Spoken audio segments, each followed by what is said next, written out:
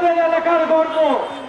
এই আক্তার হোসেনকে কিভাবে আপনারা শক্তিশালী করবে, কিভাবে আরো উচ্চতায় পৌঁছাবে, সেটা আপনাদের আমাদের সকলের দায়িত্ব। ইনশাআল্লাহ আমরা কি আক্তার ভাইয়ের হাত ছাড়বো? আমরা কি আক্তার ভাইয়ের হাত ছাড়বো? ইনশাআল্লাহ এই হাত আমরা কোনোদিন ছাড়বো না।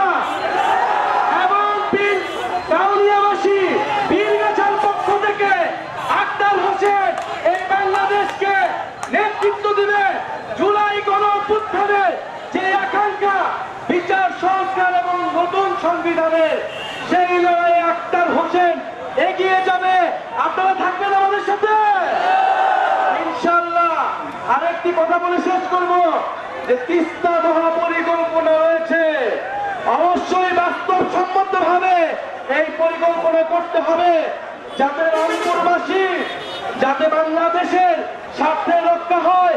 কোন অন্য দেশের স্বার্থ রক্ষা করে পরিকল্পনা করা হলে সেটা কিন্তু বাংলার জনগণ, রংপুরের জনগণ মেনে নেবে না।